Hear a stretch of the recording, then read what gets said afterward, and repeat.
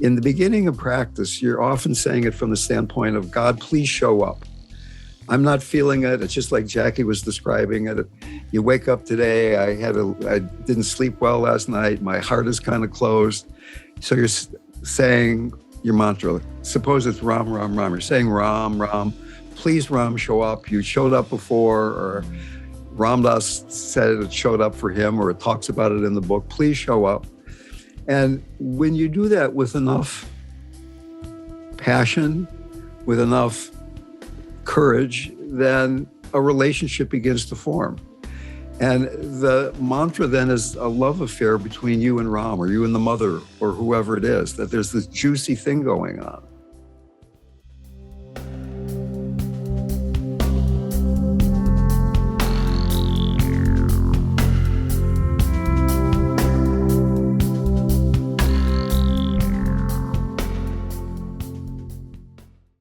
Hi, everyone. It's Raghu, and I'm back with Mindrolling and doing a little intro this week because I wanted to talk about something very, well, personally dear to my heart, a concept which really is represented by who Ram Dass was.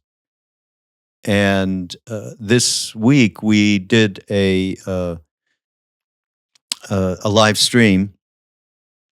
RamDev, Dale Borglum, myself, and Jackie Dobrinska.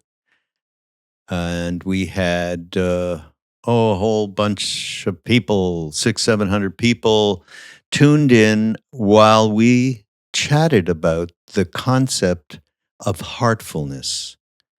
And of course, the reason for that is that we have this quite wonderful course called Ram Dass's Yoga of Heartfulness. And I really explained it out pretty well in terms of my own connection to this theme, to this concept, to this practice, really. And it was my first meeting with Ram Dass, where he created this heartfulness space.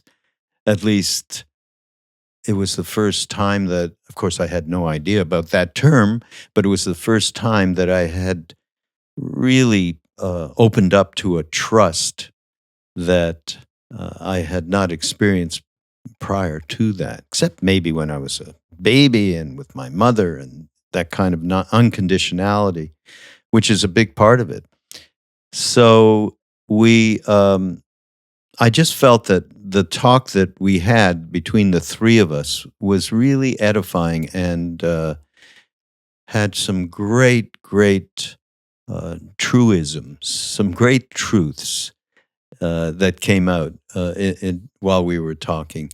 And particularly, so I told my story, which I've told a billion times, about meeting Ram Dass for the first time in Montreal when I was program director of a rock and roll radio station. And that is, from that moment, this concept of heartfulness,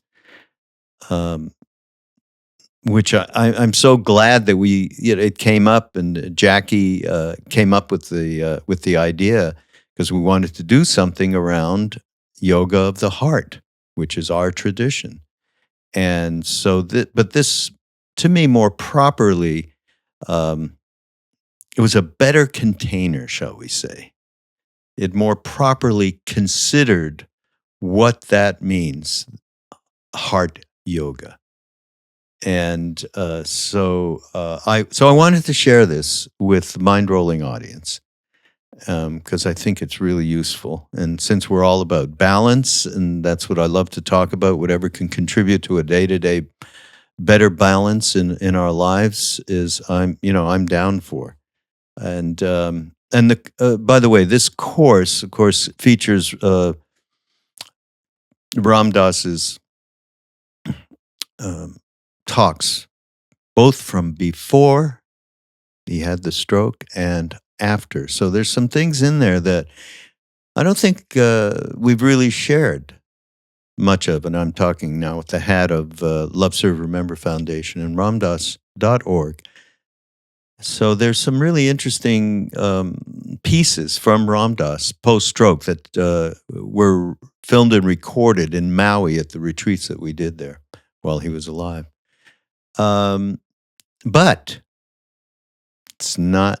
The other great thing about this is that it includes so many of our friends, of Ram Dass's friends, from decades, the great teachers that we've been privileged to work with and learn from as well. I mean, so Jack Kornfield, Krishna Das, Sharon Salzberg, Mirabai Bush, Trudy Goodman, and RamDev, who was in the broadcast, as you'll hear, does to me, and I say this in the thing that we did, just such an important practice. It's called Tonglen. And you'll be able to understand what I mean by that, because it's really interactive and interconnective with beyond our solitary. It's me and I'm in this little package and I got to worry about that. So it's a beautiful practice to expand ourselves out into an interconnected view, shall we say, perspective. And, and bottom line is, I really believe that this concept, which features the most common sense attributes, shall we say, generosity, compassion, loving kindness, loving awareness.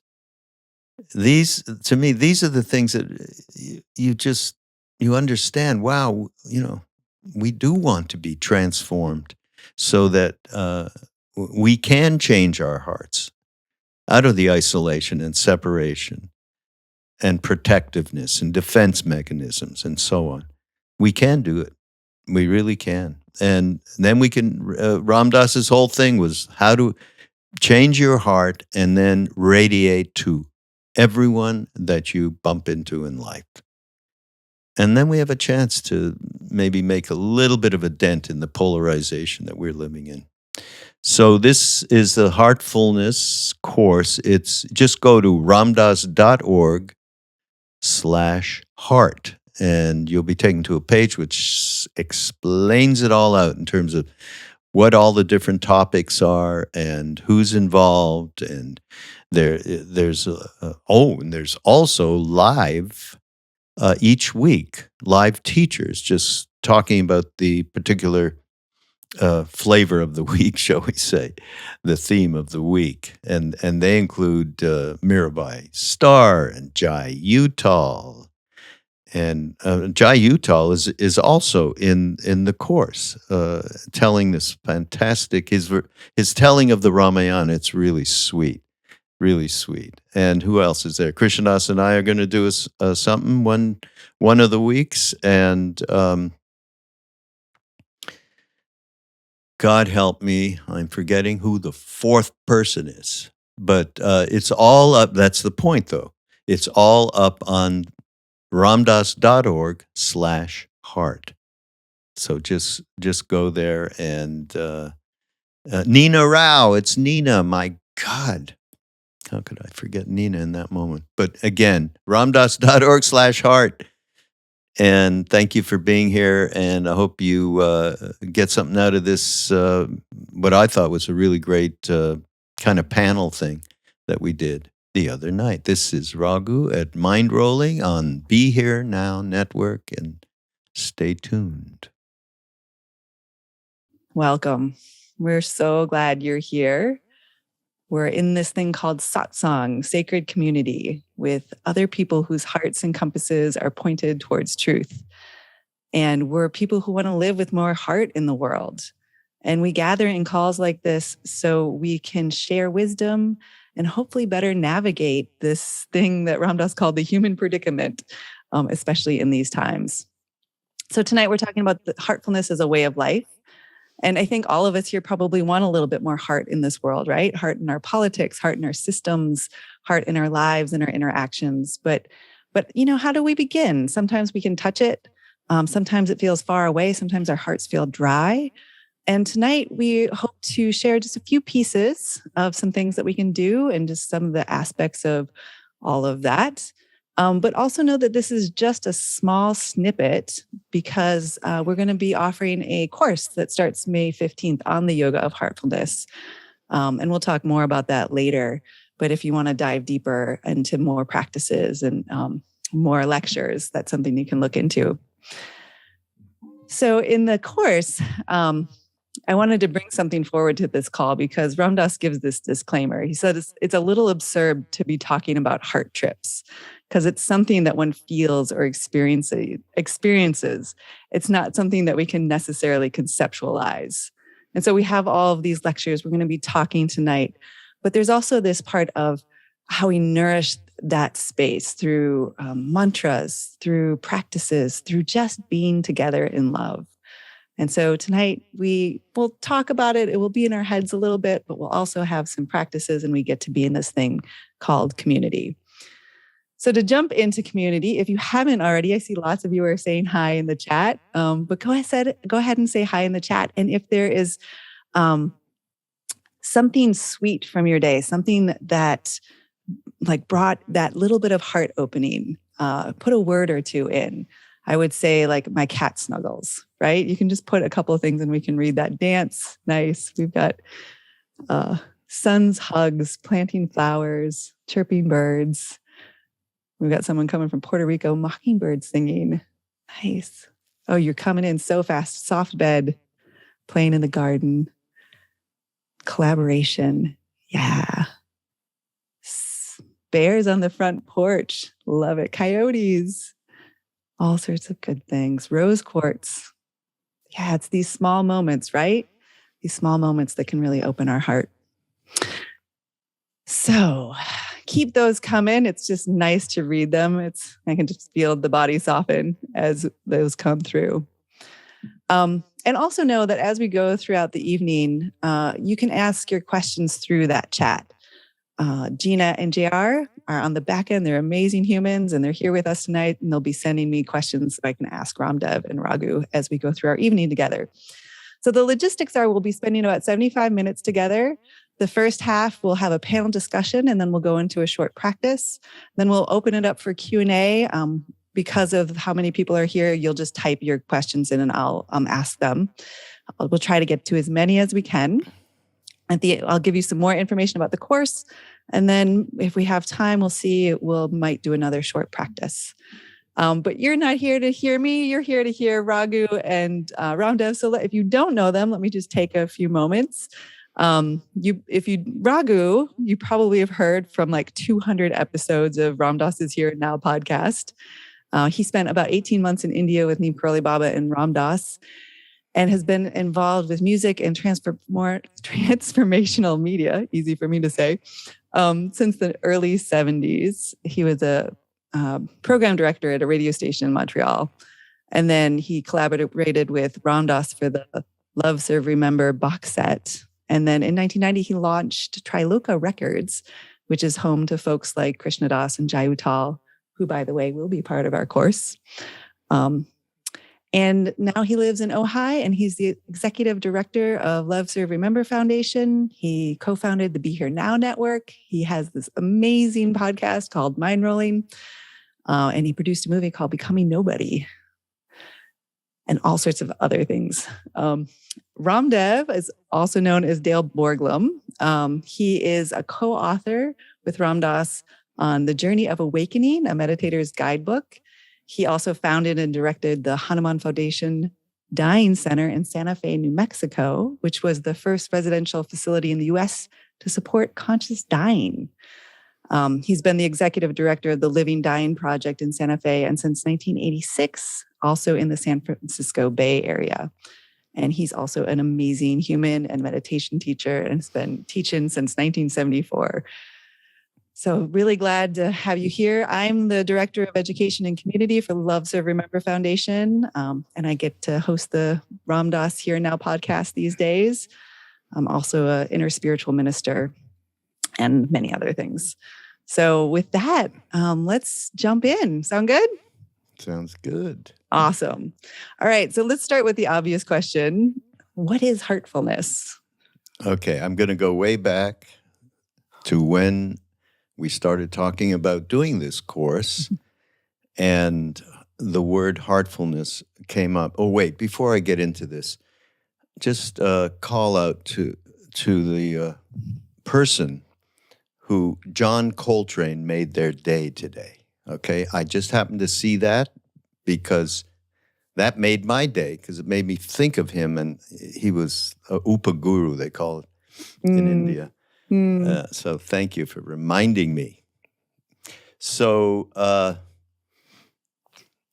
when Jackie and I started talking about heartfulness, it just brought to mind RamDev, because it brought to mind my first kind of real experience with that being such a reality that I had not experienced before. And this, I'm in my early 20s. And as you heard in my little bio, I was a program director of a big rock and roll station in Montreal. And that's how I met RamDev. So the day they asked me to promote his talk at McGill University in Montreal, which is like the Harvard of Canada, and I didn't know who he was. And when they told me Richard Alpert, Tim Leary, of course, I was all in at that point. And then they sent over a tape that he had done. And of course, like many of us who have, when you first heard RamDev or read, you were struck in a way potentially you hadn't been struck quite that way before. And that was a reality for me. But I said, look, I need to see this person. So they set me up to meet him. And I went over, and he opened the door. There was nobody else in the place he was staying at. And it was a real be here now moment. Of course, be here now wasn't even, it was being put together at that time, but nobody had heard that term. And time stopped for a moment because he stopped. He was not being in the persona of RamDev or Richard Alpert. It was whatever I needed in that moment. It was there to be of service. He was. And that all-encompassing attention and generosity to give that attention. And many, many people, uncountable how many people have encountered RamDev over the years. Of course, his last 15 years or so in Maui, he became that thing that he was pointing to, but all through, he was able to just drop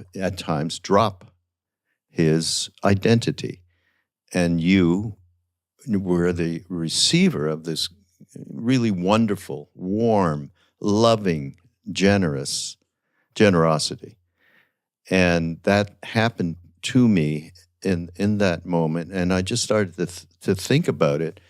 And it's really exemplified. So just getting at the core of what heartfulness really is.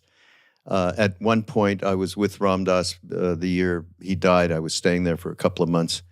It's about 6 months before he left.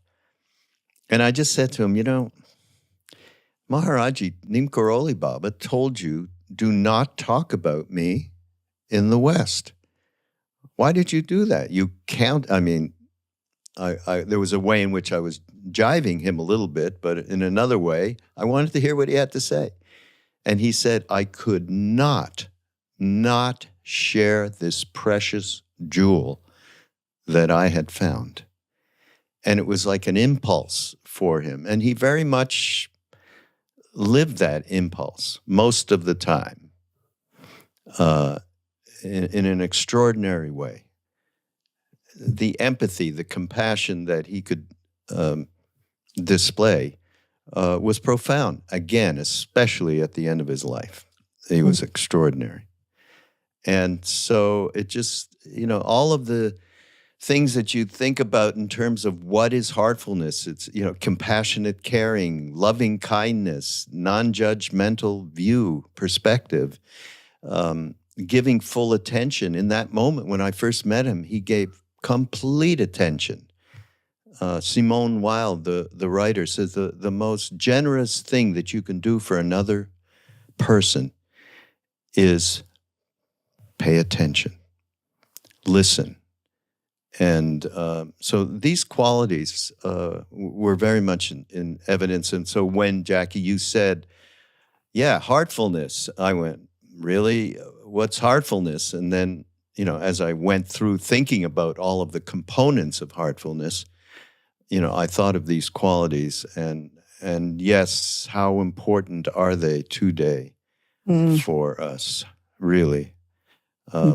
It's like His Holiness the Dalai Lama, my only religion is kindness, This perspective really, and it can be cultivated. It's not just something you just, whoop, I'm going to be heartful today. And RamDev will talk some about the kind of practices one can do. I mean, we don't want to have ill will. We don't want to have a resentment, anger, feeling like separate and isolated. And there is a path, for sure, to cultivate the ways in which we can build that heartful presence. Yeah, absolutely. RamDev, do you want to jump in and share some as well? I would love to. Great. And when Raghu was talking, I was thinking about this quote from Mayor Baba where he says, love is contagious. Those who haven't got it catch it from those who do. Mm-hmm. And Richard Alpert definitely caught love from Maharaji. Yeah. Right? That Ram Dass would say very clearly that it wasn't him that was doing that. It was Maharaji flowing through him. And Maharaji would say, it's not me, it's God. Right? So that when we're talking about heartfulness, there's all these heart qualities of devotion, compassion, forgiveness, gratitude. To me, the place to start is devotion, because devotion is loving the lovable. Devotion is loving that which is love. Loving God, loving the Guru. Loving the Guru, loving God is much easier to love than your neighbor or that guy looking back at you in the mirror or Donald Trump or whatever it is. So that we can start with devotion. And even if you're not a theistic person, some Buddhists say devotion to awareness is the secret sauce, that even just opening your heart to being fully alive, dying into this moment.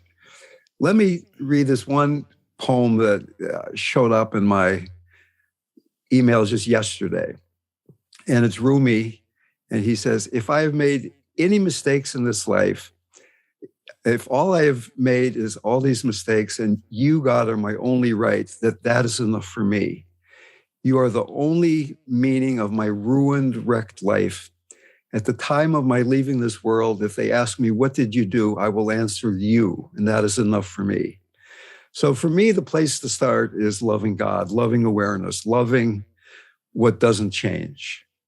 And then we can start building on that. We can start developing compassion for difficult people. We can love the earth. We can love all beings. And particularly, we can love ourselves. But whether you love Maharaji or whether you love Jesus or you love the mother or you love pure awareness, that to me, that's the place to start. That's where heartfeltness is born.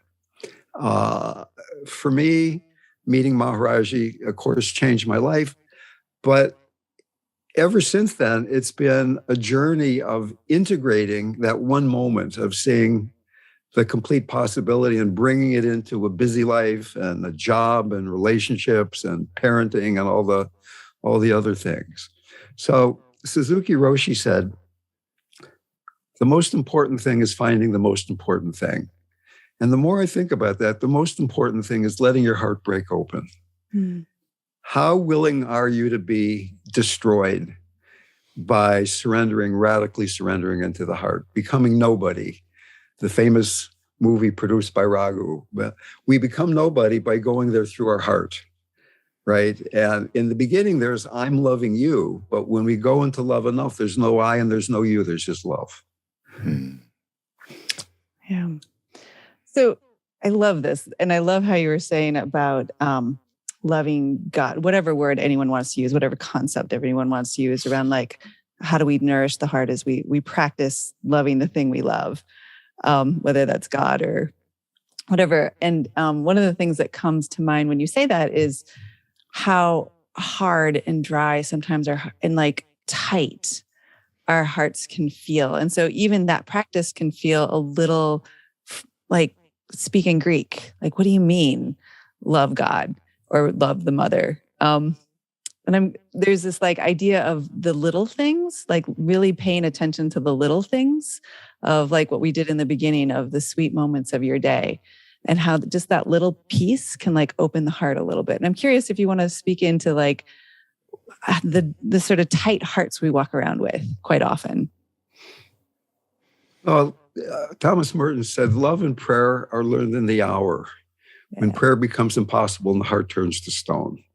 So those little moments to see the coyotes, to see the flowers, to hear the birds is heart opening to be around a child. But really, when we're suffering, when somebody you know just finds out they have cancer, or your kid is having a hard time, or you look at what's happening to the planet, can you remember that Maharaji said, I'm always in communion with you? I mean, what would it be like if we believed that?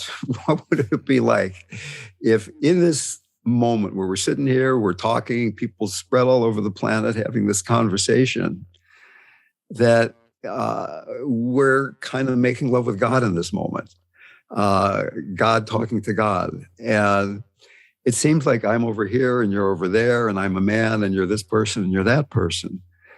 But there is this surrender. And for me, this surrender into love is a process. So just imagine, for instance, that you're saying a mantra. In the beginning of practice, you're often saying it from the standpoint of, God, please show up. I'm not feeling it. It's just like Jackie was describing it.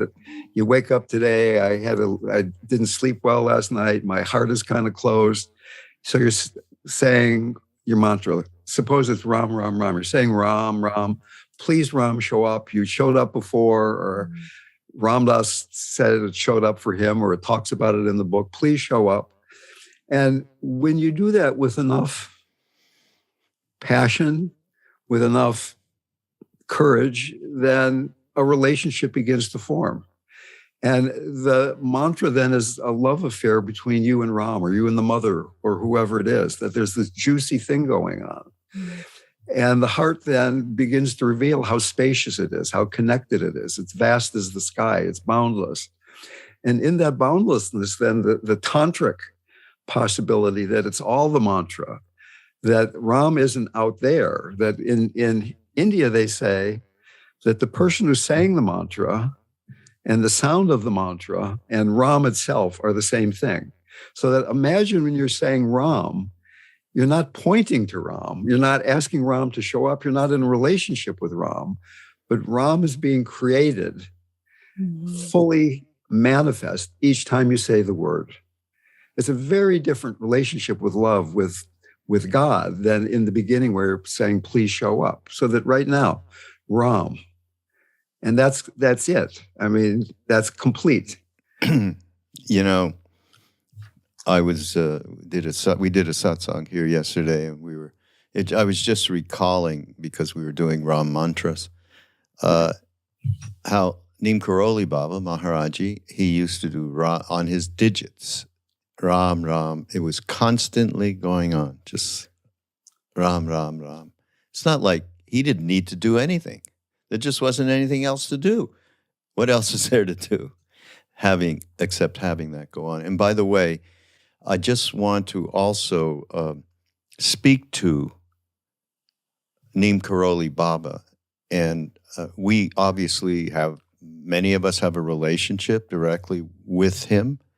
And that relationship is not with the man in the blanket. It's what our good friend Lama Suryadas would call the big Maharaji. And I personally experienced this a long, long time ago when I was fortunate enough, I tell this story, to meet the 16th Karmapa in Los Angeles in the early 80s.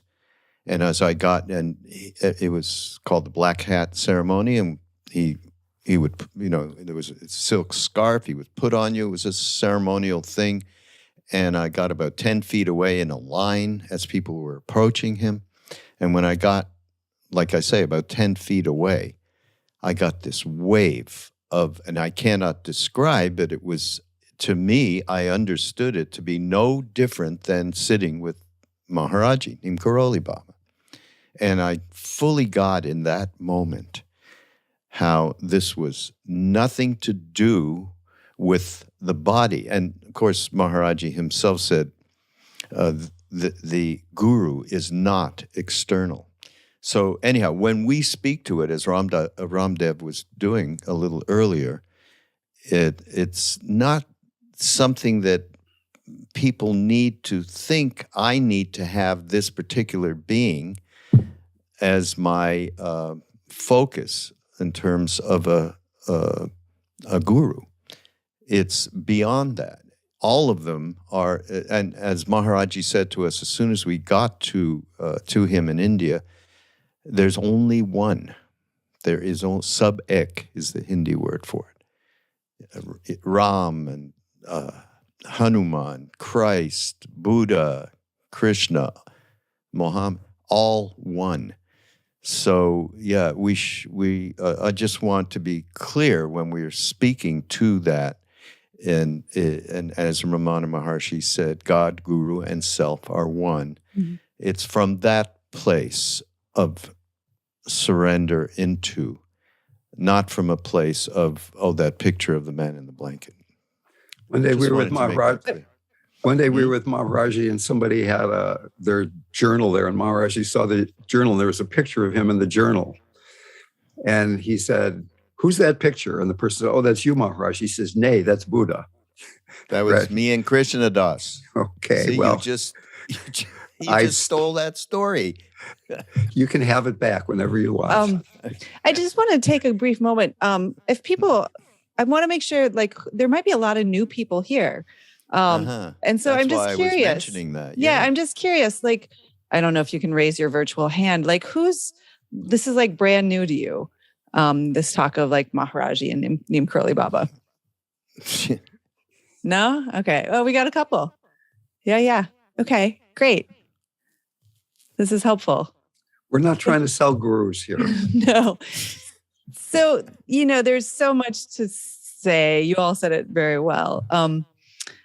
And I spent about a month digging into the content of this course that we're just about to launch. And there's a big chunk of it on this idea of like being this essence of being showered by love, and how that idea of we catch love from others. And when you meet these pure beings, how they can wake that up in ourselves. And how that was Ram Dass's main practice, was this idea of like being connected to this pure being. But that how we can connect to that same essence and feel that our hearts wake up even without that same experience. And so there's lots and lots of information about that, which is a really interesting concept in the West that I think we get really confused with the word guru. But just that idea of our hearts waking up. I'm not going to say any more because hopefully you'll take the course and you'll learn a lot more that way. But I just did want to get a sense from folks of where you're coming from. Yeah, and it comes in so many different ways. Mm-hmm. I mean, it comes through a being a being like Maharaji, a teacher that just points the way, hearing Krishnadas sings and Jai Uttal singing kirtan, a book. For me, my first thing was John Coltrane, which is why I loved when somebody said, yeah, that was my great experience today, was John Coltrane. Yeah. It comes in so many ways. And once you have that, shall we call it, ineffable kind of experience, then you're trusting the intuition of that moment of understanding that. And you have had darshan. You've been in the presence of the divine. Yeah. And from there, that's a focal point. That's what Ram Dass RamDev was talking about a little earlier, Yeah. in terms of surrendering into you. You can be Ram Dass. No, I Okay?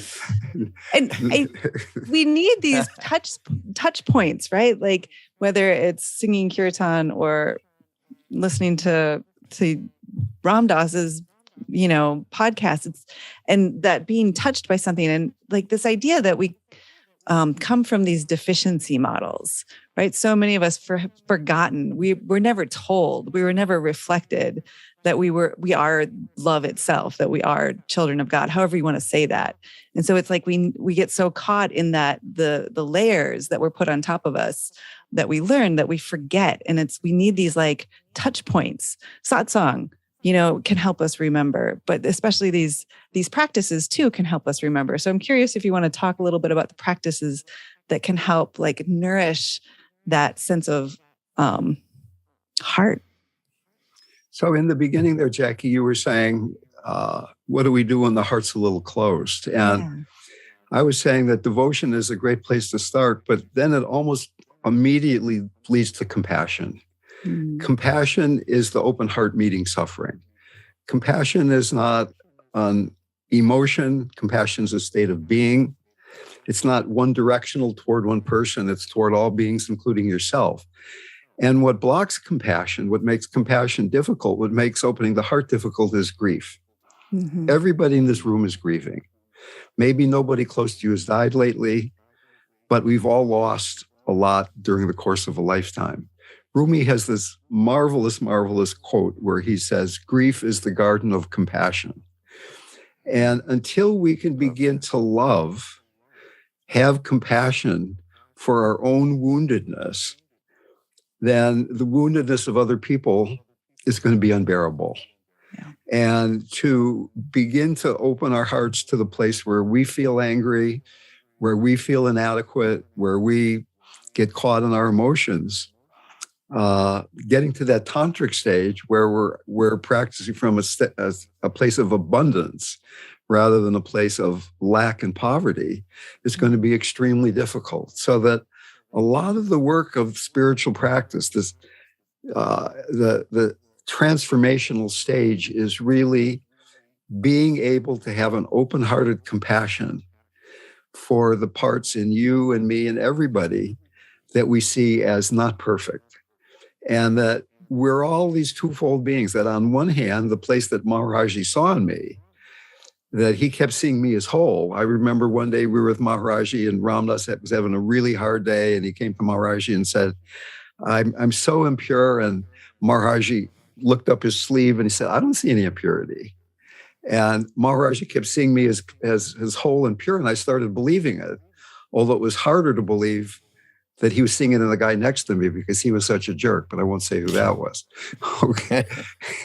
But the point is that we're not only that perfection, but we're also these personalities. We've had woundedness in our early childhood. We have grief. And to work with both of these at the same time, to hold our humanity in the context of our divinity. Yeah. That's the work.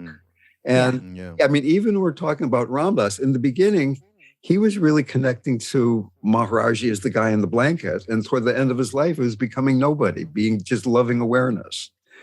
And Maharaji was that whole spectrum from the guy in the blanket to just pure consciousness, pure love, pure loving awareness. Yeah. I just want to mention, Jackie, one thing. When we talk about, as Ram Dass, I keep calling you Ram Dass. There must be something to that. As RamDev just said, and talked about compassion as being, the cultivation of it is a doorway, really. And I would have to add to that is generosity, actually. Because the movements that we make to naturally want to help another person, as soon as we make that movement, we are no longer thinking of ourselves, which we do 24/7. And in that action, there is what His Holiness calls it wise selfishness. Did you hear him do that, RamDev? Have you heard him say that? I never heard that term. You're talking about the Dalai Lama, right? Not Yeah, everybody knows that's who His Holiness is. Oh, well, there's only one His Holiness. No, not true. That's not true, but anyway. But why selfishness? Meaning the altruistic act that you do, you are benefiting from, as well as the person to which you are helping. And I love that term. Yeah. But So So as the director of the Living Dying Project, I teach conscious caregiving, like caregiving for people who are dying, caregivers, people who are grieving. And my understanding as that has evolved is that caregiving is a spiritual practice. It's work on yourself. It's not helping another person, it's you awakening. And the more you're doing the caregiving as your practice for you to awaken, the better caregiver you're going to be. But the more you're lost in I'm a caregiver and you need care, you're going to be missing the signals in you, the heart signals, the subtle signals. So that we have this training program where learning to meditate essentially at the bedside of somebody who's dying, learning to be in your heart when somebody you love is suffering is a challenging practice, but it's a very rich practice. Yeah. And to me, all of this, like being able to cultivate compassion for ourselves and others, being able to tap into the generosity that is inherent in us, being able to work on ourselves, it requires this piece that I think our culture often runs away from, which is the ability to sit with suffering. I mean, that's what compassion means, the ability to sit with suffering and to sit with our own and others, right? This like, I'm going to just be in the pain, because that's where the compassion comes from. I think of like the dark night of the soul, of how that ability to go through the darkness really opens us up to be able to sit with others. And, you know, you talked about grief earlier and this idea of we all grieve something. And I was talking with a client the other day who's talking about eco grief, just the state of the world and how every day her heart breaks. And so would you all speak into this idea of the wonderful Ram Dass quote of how do we keep our heart open in hell? I believe that's actually Stephen Levine quote. Oh, is it? Okay. Okay. I heard Ram Dass say it. He stole it from stole it from Stephen. Good to know. Stephen. It's just that's what's happening. Just exchanging ideas. I love it. You know, one thing though, in terms of this, the ability to, and you mentioned it already, RamDev, the ability to be able to inhabit more than one plane of consciousness at the same time is key. Absolutely. We can grieve and know that just talking about the most simple example of somebody close to us dying, and we have grief. And at the same time, we also know that the love that we shared with that person, it doesn't end. It is beyond grief. And I know you should speak to this because you do this work every day. But is that not true? Yeah, so there's holding two levels at the same time. In Tibetan Buddhism, they say that compassion is a mixture of sadness and joy. There's a sadness that there is suffering, and there's a joy that transcends happiness and sadness that is the quality of the open heart. So there's the human being who's feeling sad because you or somebody or the earth is suffering. And there's joy because you're resting in the spacious heart. And I think it's really important to, even though we were saying in the beginning that you can't talk about the open heart, I like to try to talk about the open heart, okay? Mm-hmm. And theoretically in Buddhism, there are three qualities to the open heart. And one of them is a spacious heart. Spacious meaning empty of concepts. Meister Eckhart says, when my heart is full of things, it is empty of God, but is empty of things, it is full of God. So that a spacious heart can be a practice, a moment-to-moment, right now practice. Is your heart spacious, or is it collecting? Is it evaluating? Is it trying to figure things out? Or can you trust this surrender beyond egoic figuring it out. Maharaji said, it's much better to trust in God than to try to figure things out, right? But it takes a great deal of courage to not try to figure out life, to not have a fixed point of reference from which to move into life, to be groundless, if you will. Another quality of the open heart is a connected heart. Are you connected to yourself? Father Richard Rohr says, God comes to us disguised as ourselves. This is such a great quote. Mm-hmm. Can you be connected to yourself? Can you be connected to the people around you? Can you be connected to God? Can you be connected to the earth? Those seem to be the four things you could be connected to. Other sentient beings, yourself, God, the earth. Are you connected? Are you spacious? And the third thing is a warm heart. To me, that's so obvious. I don't even play with that too much. But working with a spacious heart and or a connected heart is a practice. And what is your priority? What is the most important thing? If you really want to be awake, then do an experiment. Can you not act if your heart isn't open for part of a day? You say, I'm not going to do something. I'm not going to talk to somebody until I can feel my heart. I'm not going to do something until I can feel my heart.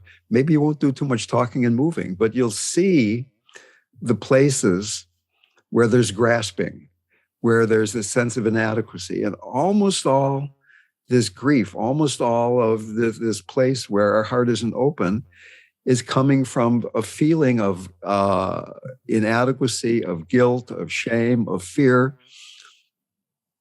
In my counseling practice, almost everybody, they say they want to come and learn about spiritual practice, but they start talking about fear, guilt, and shame, right? And to get to the heart qualities, to get to the Tantra qualities, to get to non-duality, we need this stable foundation of being able to have a grounded, embodied mindfulness in relationship to the difficult emotions that are rising moment to moment. So that it's great to talk about heartfulness, but there is, for many people, a stage before that, right? Which is, can I be mindful of what a jerk I'm being sometimes, right? Can I be mindful of what it feels like to be in my body when I'm uptight? And a lot of these Eastern practices were developed by and for Asian people a long time ago who were grounded and centered, who walked around barefoot, who didn't have an iPhone or a car. And it's just assumed you're in your body, you're grounded, you're centered. Now let's get busy opening our heart and becoming nobody, right? And it's not so easy when you think you're somebody. Yeah. And go ahead, Jack. Well, I was just going to say, I'm really glad you brought that up, because I think there's this subtle thing that comes through when we talk about spiritual practices sometimes, where even that can be used as like, hey, look at, I'm not doing this right. Hey, look at, I got to do this more perfectly. Look at how I'm failing. And so that like first step of like, oh yeah, like having that inner compassion for all the ways we've inherited and learned these different ways of being, to really have that be, the practice is steeped in that.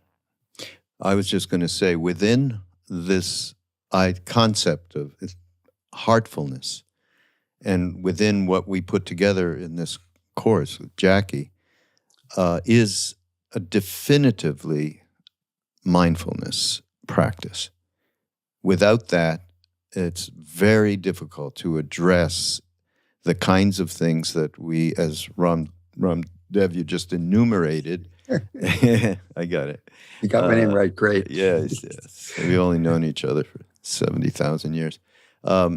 But with the isolation, the fear, the self-hatred, all of it, absolutely is what we work towards is developing heart-mind. Mm-hmm. And I think that's well enumerated in this course. But the other thing, you talk about how all these practices were, are from long ago times for Asian people, as you said. But we are fortunate that we have had people who have translated this into a vocabulary that really attends to us Westerners in these days. That's another reason why, like in this course, well, you yourself, RamDev, do this wonderful tongue. It's called the Tonglen practice. And I think it's a really important core teaching for us to enable heartfulness. And Sharon Salzberg in the course does this wonderful, I mean, she's known for metta, loving kindness practice. And that's another way for us to open to heartfulness. So, yeah, I'm just reminded, I think we have some, really good ways in which we can cultivate heartfulness. Yeah. One of the things we said we were going to talk about, and we have around the bush, but I want to just bring it up directly, is this idea of addressing the sense of isolation. Yeah, a lot of people approached me right at the beginning of the pandemic when everybody was like scared out of their minds and staying home, and going to the grocery store was like a military expedition. Mm-hmm. And they said, what can I do? There's so many people suffering. There's these images on TV of the refrigerated trucks outside of the Manhattan hospitals. And what I found was that doing compassion practice, not for myself, but for all beings, or for all beings that had COVID, or all beings affected by COVID, like stepping out of yourself and doing a more global practice, that realizing that we're not just connected, we're one huge being in a certain way, that your suffering is my suffering, my joy is your joy.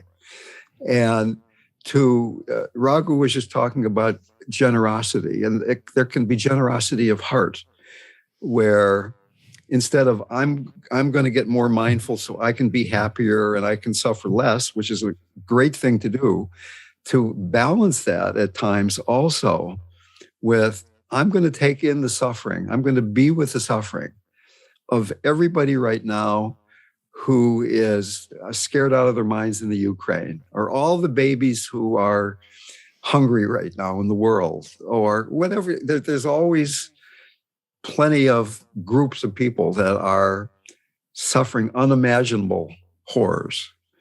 And it doesn't even have to be something horrific. It can be your neighbor's having a hard time, or your child is having a bad day or something like that. But getting out of practicing for yourself all the time, but particularly this more global practice. To me, at the beginning of the pandemic then, I started feeling connected.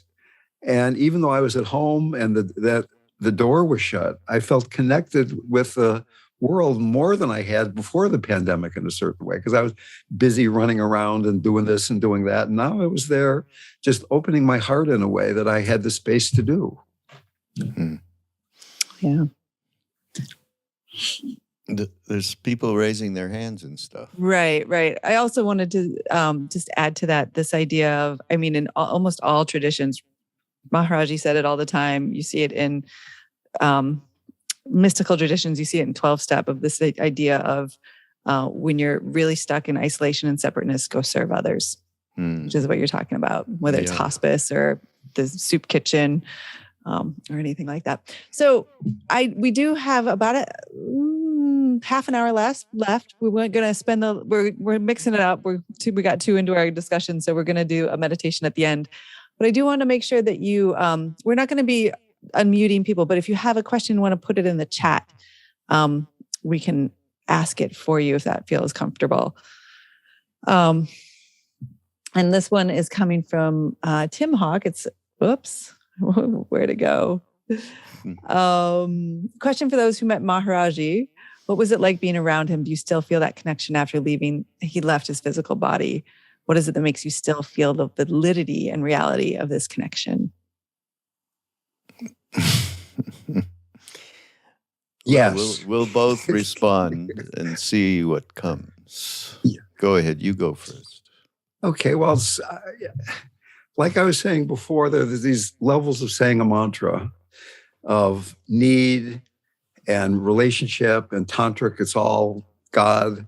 And then it's non-duality. And I feel like I've been going through a developmental love affair with Maharaji, whereas in the beginning, I'd be sitting with him and we had what we called the grace race, that I wanted a name. Krishna got a name before me, or I got a mantra before he did, or something like that. Who could get the most juice or something?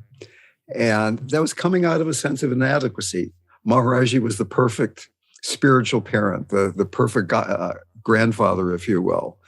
And as time went on, it became more of a love affair. I would feel him all the time, and it was great. And then I really began to get that he wasn't outside of me, that it wasn't only, there was a period of time, maybe 10 years, 20 years ago, where he disappeared. He didn't come in my dreams. I didn't feel him. And I felt I've been a bad devotee. I haven't been meditating enough. I've been doing this or that too much. I was a bit of bad devotee or something. And I got a message from him saying, no, I pushed you out of the nest. It's time for you to be who you are. I don't have to hold your hand, right? It's like you can let go of thinking of me as the guy in the picture. I'm with you. I'm in you. I'm here. But it's not that same kind of thing that was going on right in the beginning. And now it's more like I try to see Maharaji in everybody. It's like sometimes I can, sometimes I can't. But when we were in India, there was a war going on between India and Pakistan. And thousands of people were dying. There were planes flying overhead. We didn't know if they were going to bomb us. They were from Pakistan or they were from India. And it just seemed like, even then, that Maharaji was saying, even this is God. You had the sense that he could have stopped the war, but he didn't, that needed to happen, that there was a sense of perfection and wholeness about what was going on. And I try to remember that the war in the Ukraine and the pandemic and all these things, you don't know that it's not exactly what's supposed to be happening, that it's all Maharaji's grace. Here's another quick poem, St. John of the Cross. What is grace, I asked God, and she said, all that happens.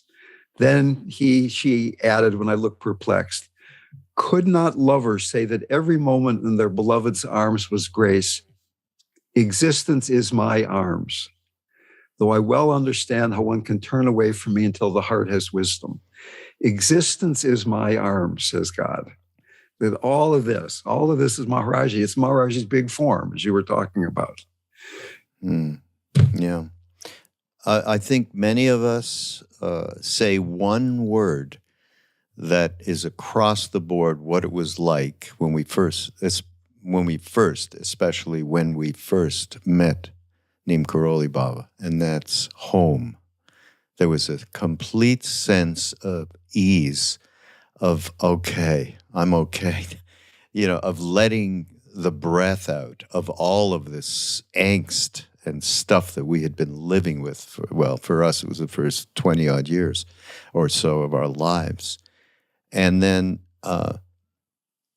actually, as soon as I met him in the first moment, one of my first thoughts was, oh, shit, that's what RamDev was all about. It took till that moment to get that. And again, I just appreciated going back to generosity, RamDas's generosity in that moment.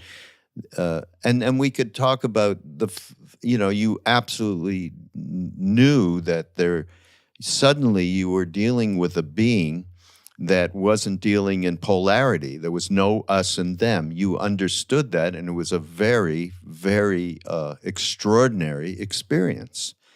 And then the other thing I would say that saved most of us is we had our minds cracked over that time. I mean, you could no longer believe in the same BS of me land that we believe on a day-to-day. But at least we had a rudder from that day going forward through the rest of our lives. Thank you. There's, I think there's something in the chat, because a lot of people were not going to have that experience of meeting Maharaji in person. And there's often like this sense of like, oh, I need that in order to have this experience, to have my heart be opened, to just be met with such unconditionality of love. And there's this lovely book called Whisper in the Heart, where Parvati Markus collected stories of people who had that experience after he left his body. And again, as we mentioned earlier, it can happen in so many different ways as well. But just want people to know about that book. One of the questions. Wait, before you go on, I just got to say, there is one person, one of our participants, Ellie, who has a wonderful dog who is completely loving her in this moment, as some of you may be able to see. That is, dog, God. It comes in so many different ways. It's extraordinary. It's just a matter of opening up to the moment, as Ramdas would say. Yeah. So and really, at the same time, if you're feeling that lack, then go into that lack and pray from that lack. I got a lot of quotes today. Here's another one from Rumi. The longing you express is the return message. Yeah, I love that one. Such a good the grief one. you cry out from. I have a poem I want to share at the end too. Okay, but the longing you express is the return message. Your pure sadness to one's help is the secret cup. So wanting Maharaji is Maharaji, right? Wanting a guru, wanting love is love. Yeah. I work with people who are dying, and sometimes people say, I've been meditating all my life and now I'm dying and I'm not dying well. I'm supposed to feel something special. And we have these conversations about what it is perfect. It's not supposed to be special. It's supposed to be what it is. This is the form God is taking in your life right now. Yeah. There's I don't remember who it's by, but it's a similar quote. It's, don't surrender your loneliness too quickly. Let it deepen you like few divine and worldly ingredients can. And that idea of it is when we're so distracted by all the playthings, we don't often go to God. And when we're in those darker spaces is when it's finally we open to be like, okay, what's there? Mm-hmm. Someone asked in the questions about, it sort of brings up a bigger question of, everybody else is caught in separateness. It's really hard to not get caught in what I'm going to say, the collective consciousness. What do you say to that? That's what satsang's all about. And it is hard. What we're talking about today is going against the flow of the cultural current. There's no doubt about it. And every time you participate in popular media, or at least almost every time, you're dealing with people who are professionally trained to seduce you into separateness, to feel horrified or horny or romantic or whatever kind of movie it is, right? And the Buddha's nephew Ananda, or his cousin, whatever it was, his straight man said, "Oh, Buddha, I've heard that Sangha, which is the Pali term for satsang, is half of the spiritual path." And the Buddha said, "Oh no, Ananda, it is all of the path." Yeah, absolutely. That is the core of the panacea for isolation and separateness. Absolutely. And we had when Neem Karoli Baba left, we were fortunate because he had a woman saint named Siddhima who had been with him very closely for decades. And she suddenly became, we knew she was around, but we didn't see much of her while Maharaji was alive. And then she came, and she was with us for all the way till about 5 years ago. She left, and we were very fortunate to get an Indian mother. She was like our mother, even though she was a really incredible saint. And somebody asked her this very question about separation, feeling separate from the guru, feeling separate from people that she encountered on a day-to-day basis. She said, "Ma, what can I do?" And Siddhima said, "It's all about satsang. It's about feeding each other. It's about chanting together. It's about telling your story and listening." She didn't say it in exactly those words, but pretty much. And we can't stress anymore. It's a very, very prominent part of the mission that Ram Dass left us with. And it has been the mission while he was alive. We've done retreats and so on, and lots of online things. And Jackie represents all the fellowships that we do at Love, Serve, Remember. But it is core to being able to transform this sense of isolation. Yeah. Please join the course, because there's going to be a community aspect of that. And then also go to ramdas.org/fellowship, because you can sign up for virtual gatherings as well as our affinity groups. And you can also find if there's a local gathering in your area. But satsang is really key. I jump in for a quick second. And also at the Living Dying Project, every other Saturday, I have a free spiritual support group that started right at the beginning of the pandemic with about 8 people. Now there's 408 people in it. That's so awesome. It's a free group. It's just go to the Living Dying Project and say, there's a email address, send us an email, I'll put you on the roster. Awesome. I'm going to read this poem because we're going to end out of time. And I love this poem, and it kind of speaks to this as well. And it's a Hafiz poem. It's called With That Moon Language. And he goes, admit something. Everyone you see, you say to them, love me. Of course, you do not say this aloud. Otherwise, someone would call the cops. Still, though, think about this, the great pull in us to connect. Why not become the one who lives with a full moon in each eye that is always saying, with that sweet moon language, what every other eye in this world is dying to hear? It's like love, right? That's what we're talking about tonight. There's one more question that I want to get to, and before we go into practice, and I know there's many more questions, but we're probably not going to be able to get to all of them. And this is me sort of taking several questions and putting them together, which is, you talked about the spaciousness in the heart. And there's some questions about like, how do you do that in the face of betrayal and anger? How do you do that in the face of it's hard to stay present because it hurts so much. Can I answer that? Please. So I put together a healing practice that I call the tantric 3-step, as opposed to the country 2-step dance. Nice. I love it. Okay. And the first step is, can you feel what's going on and let go of the narrative? What does it feel like to be betrayed? What does it feel like to be feeling what's going on with you right now? In English, for instance, we say, I am afraid. In Spanish, we say, yo tengo miedo, I have fear. In Tibetan, fear is here.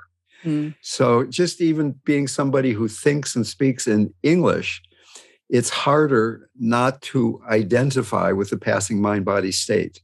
You're not the fear. Fear is just a cloud in the vast sky of the heart-mind. Right. So the first step, and it's not something you can do all the time, but can you let go of the trigger, the person who betrayed you, the story, I'm right, they're wrong, oh, why did this happen? Woe is me. What does it feel like to be having these emotions? What does it feel like in your belly? What does it feel like in your heart? Can I be with these sensations?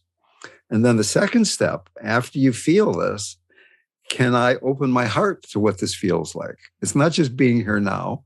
It's being here now with an open heart. That's the second step.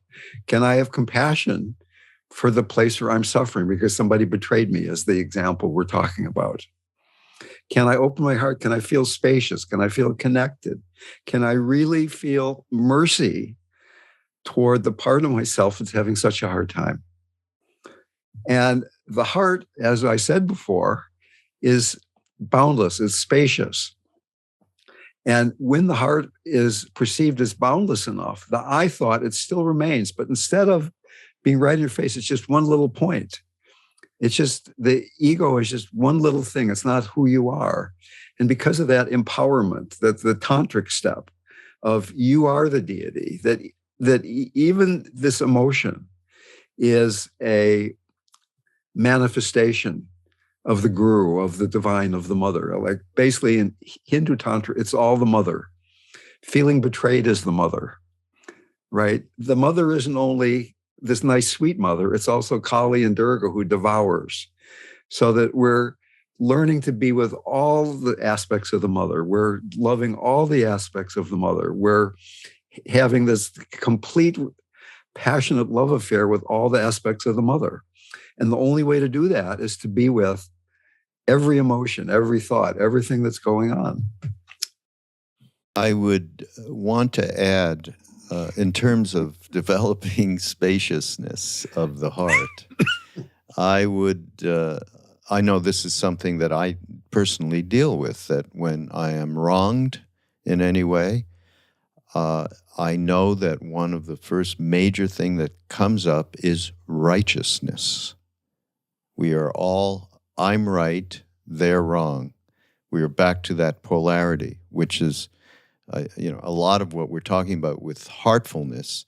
The development of heartfulness will help, we expect, to transform the kind of polarity that we're living in within ourselves and in our society and our cultures these days, and most especially. But righteousness is, what do they call it? The golden chain. It's one of the last things to go that we are attached to is righteousness. Mm-hmm. Yeah. This is a little bit of an aside, but it comes up for me when this question is asked as well. Yes to all of that. And it comes also from a talk that's in the course around, and sometimes we just have some trauma that we need to address in a somatic, what you were talking about, that first step of like a really somatic way and how to titrate it. So, because sometimes those loops are really tight and they come from a physical response. And so there's a talk where I think Jack is talking about like, and I just had to go to therapy at one point. After doing all of these practices, there were just some things that it couldn't touch. And so just as a disclaimer, throwing that in to yes to all of this. And sometimes those things get thrown into. Does that make sense? Yeah, definitely. Important. Yeah. Yeah.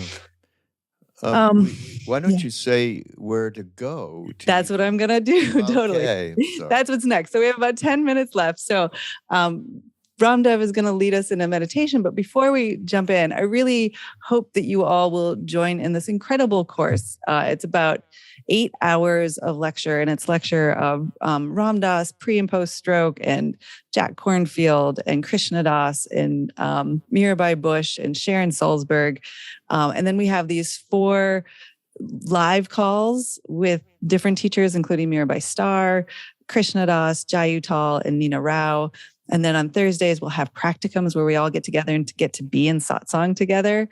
And it really sort of lays out like these things that we've been talking about. It's, 2 hours on, what happens when your heart gets dry? How do you drop into loving awareness? And how do you nourish the heart with these devotional practices? And, how do you step into service in a real authentic way, and much, much more.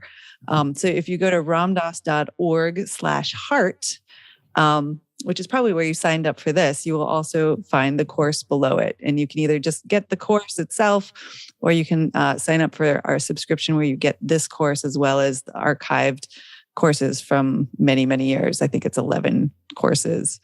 So that starts May 15th. And we're really excited about it. I think it's just a really lovely offering. Anything you want to add about it, Raghu? Well, let's not forget RamDev's Tonglen. Oh, his Ram, yes. Well, because I just think it's an extraordinary practice.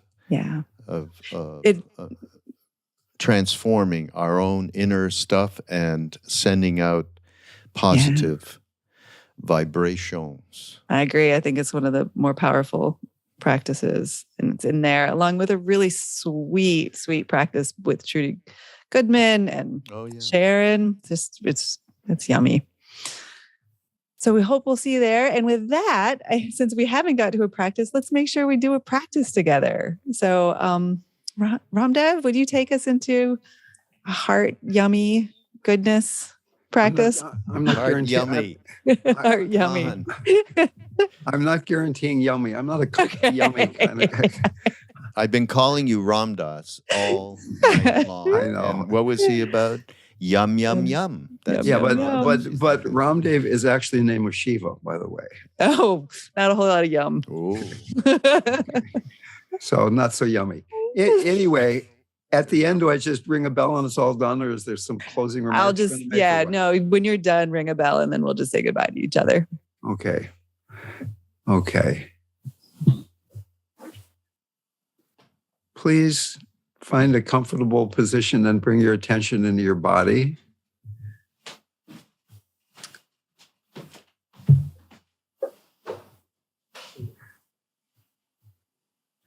And begin by invoking that which you trust. Invoking in the sense of reaching out, being willing to receive, opening, invoking that which does not change, the spirit of love, the spirit of truth, Christ, your own true nature, Maharaji, the mother, whatever name or nameless.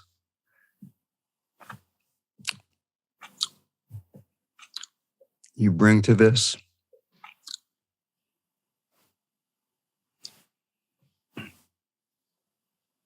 How deeply are you willing to trust as we do this short practice, that we can let go of feeling inadequate and using practice as trying to fix or improve? As we invoke that which we trust more and more, we allow this moment to be exactly what it is, meeting it with great clarity.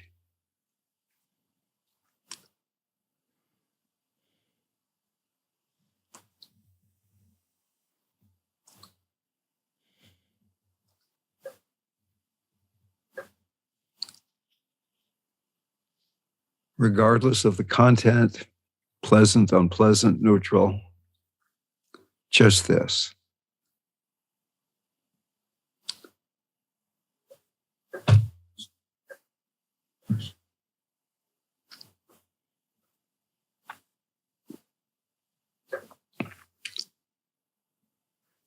And then beginning to go beyond even mindfulness of the content, but what is your relationship with the content? Can it be a heartful one? Can you breathe into your heart as if you had nostrils in the center of your chest?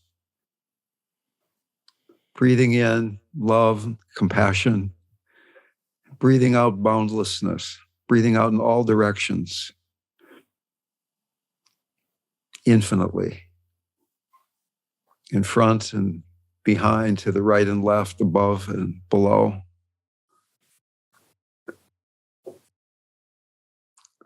Whatever perception, thought, emotion arises, it arises and passes away in this vast, boundless sky of heart-mind.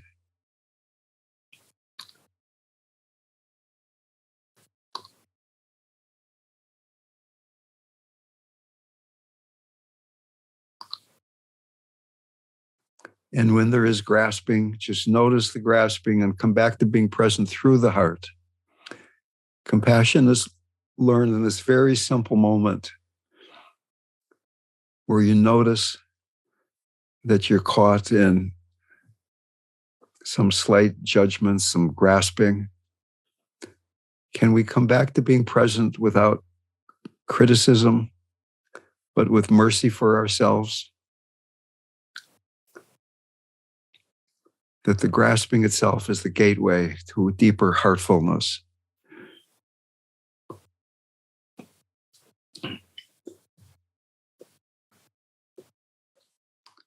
Back again and again to this spacious heart.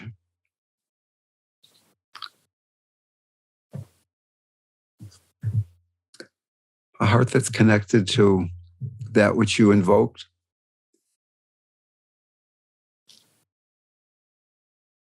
It's connected to yourself.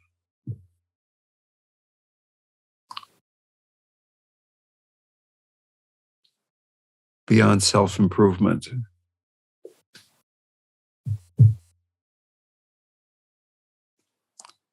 Trusting the spaciousness.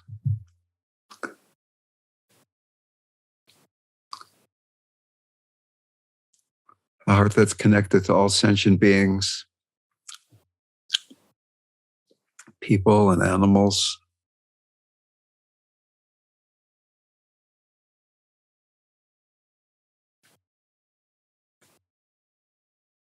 And the heart that's connected to the earth itself.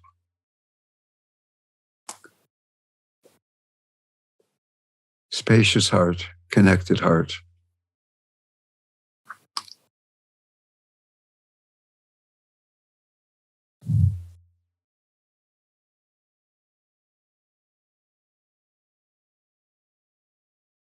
And as our grasping at separateness, our grasping at our ego identity begins to be just one small point in the vast heart space, the sacred nature of each arising is revealed. Each emotion, each thought, each perception, a reflection of the mother of wholeness,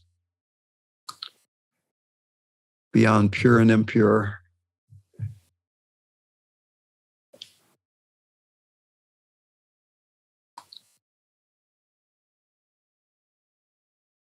Your own nature, identical to that which you invoked in the beginning of practice.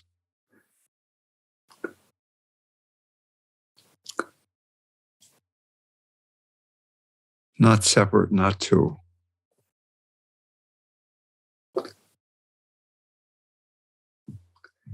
And finally, naturally arises in this openness, compassion for all beings. I wish that all beings might be free from suffering, that all beings might be free.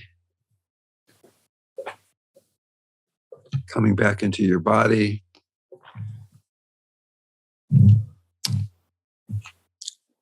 Taking a few breaths.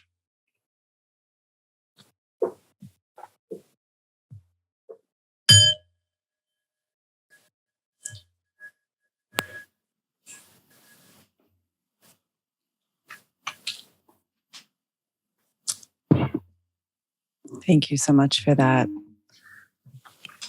Needed. So lovely. And thank you everyone for being here, spending your time on this today. I did want to answer a couple of things in the chat before we signed off. Sorry to go right to business after that. First, that there were lots of questions that weren't answered. So you can always show up at the weekly or bi-weekly satsangs, which means sacred community, virtual calls, or come to this course and there'll be a whole area where you can chat with each other and get questions answered. And several people have asked about when are the live calls. So we have a Dharma talk with those 4 different teachers Monday nights at 8 p.m. Eastern Standard Time. And then we have Thursday practicums, which are live, which will not be recorded. And those are Thursday at 9 a.m. Pacific Time, noon Eastern Standard Time. So there was just lots of questions about that. So I wanted to make sure we got that. Sorry to ruin the vibe with it, though. It's all one. All one. So thank you all so much for being here, for opening your hearts and coming together in sacred community. And thank you, RamDev and Raghu, for chatting and discussing this incredible topic and sharing your stories and wisdom. And hopefully we'll see you on May 15th with Mirror by Star as we kick off this course. And if not, hopefully we'll see you at some satsangs. So again, it's ramdas.org/heart if you want to find out more. Thanks, everybody. Be well. Namaste. Namaste. Ram. Ram. Ram.